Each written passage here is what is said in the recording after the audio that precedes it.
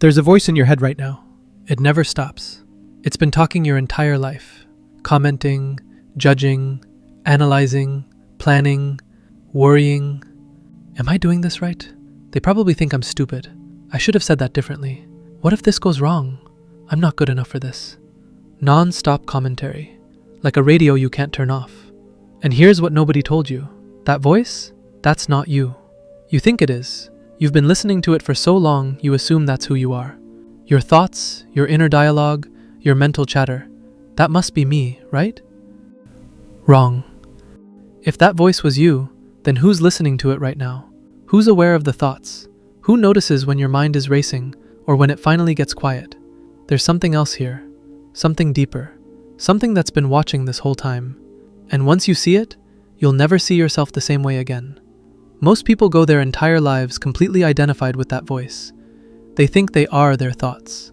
So when the voice says, "You're not good enough," they believe it. When it says, "You always mess things up," they accept it as truth. When it replays embarrassing moments from 5 years ago at 2 a.m., they relive the shame like it's happening right now. You're being controlled by a voice that isn't even you. Think about it. Have you ever tried to quiet your mind? Sit in silence for just 5 minutes without thinking. It's almost impossible. The voice jumps in immediately. This is boring. Am I doing this right? What should I make for dinner? Did I send that email? You can't control it. You can't turn it off. And that's the problem. If you were your thoughts, you'd have control over them. But you don't. They just happen. They appear in your awareness without permission, which means they're something you're experiencing, not something you are. Neuroscience backs this up. There's research on something called spontaneous thought generation. Your brain produces between 60,000 to 70,000 thoughts per day. Most of them completely automatic, repetitive, unconscious. You're not choosing the majority of your thoughts. They're just arising based on patterns, conditioning, past experiences, chemical reactions in your brain. And then you identify with them. You claim ownership. This is what I think. This is who I am. But it's not. It's just mental activity. And you're the one aware of it. So if you're not the voice, then who are you? Krishna answered this thousands of years ago. Chapter 3, verse 42. He's explaining the layers of your being, and he says, "The senses are superior to the body. The mind is superior to the senses. The intelligence is superior to the mind, and the soul is superior even to the intelligence." Look at what he's doing here. He's showing you layers. Your body is the grossest level.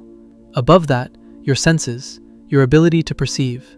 Above that, your mind, the thinking mechanism. Above that, your intelligence, your ability to discern and decide. And above all of that, your soul, the real you, the consciousness that observes everything else. You are not your body. That's just the vehicle. You're not your senses. Those are just instruments of perception. You're not your mind. That's just a tool for thinking. You're not even your intelligence. That's just your capacity to reason.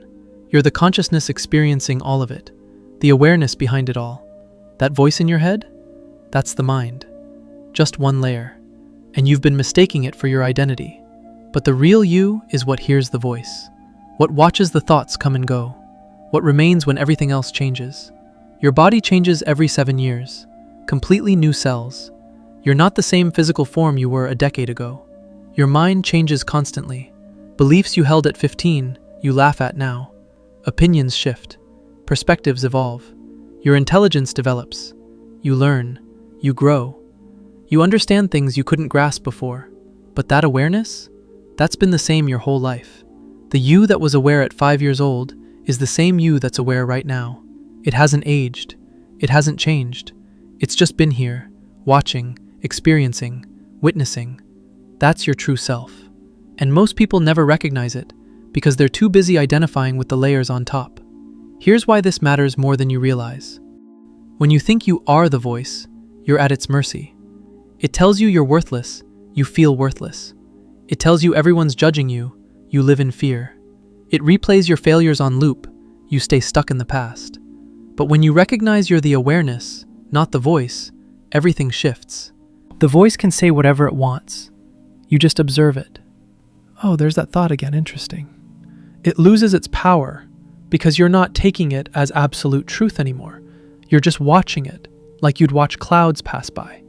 Anxiety can show up, but you're not anxious. You're aware of anxiety.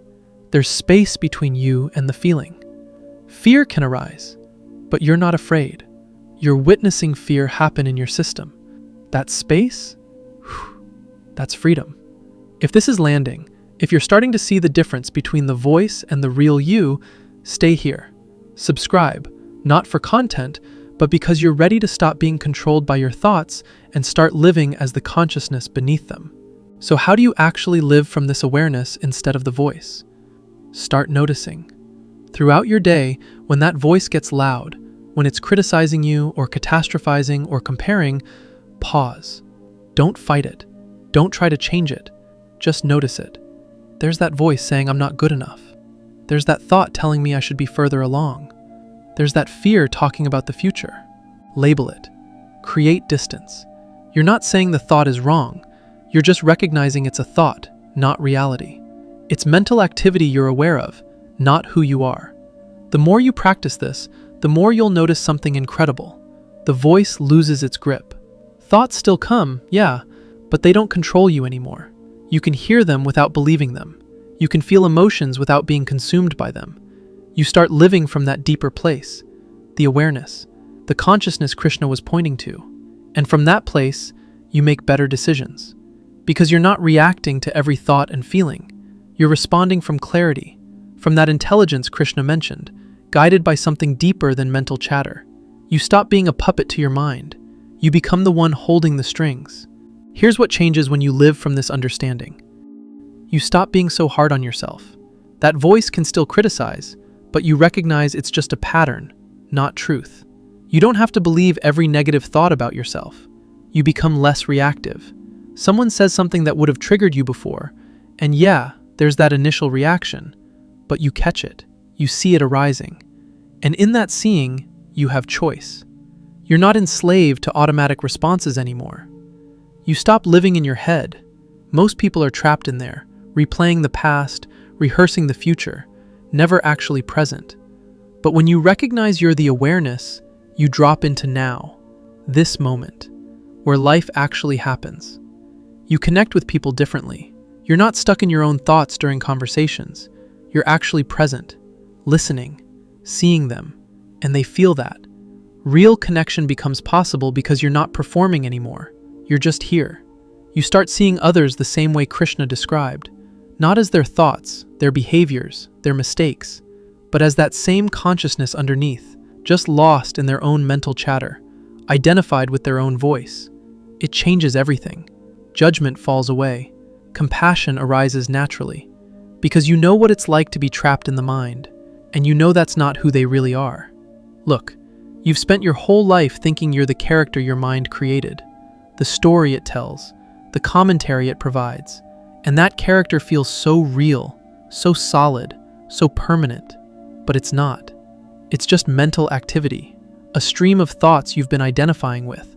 The real you is the one aware of it all, the consciousness that was there before the story began and will be there after it ends. Krishna laid out the hierarchy: body, senses, mind, intelligence, and above it all, the soul. You, not the layers. The awareness experiencing the layers. And once you recognize that, once you stop being the voice and start being the witness, you're free. Free from thoughts that trap you. Free from emotions that control you. Free from a past that defines you. Free to be what you've always been. Pure awareness. Unchanging consciousness. The voice will keep talking. Let it. You don't have to listen. You don't have to believe it. You don't have to be it. Just watch. Notice. Be aware. That's who you really are. And it's been here all along, waiting for you to recognize it. So next time that voice gets loud, remember, you're not the one talking. You're the one listening. And that changes everything. Subscribe for more mind-shifting insights and share this to help someone break free.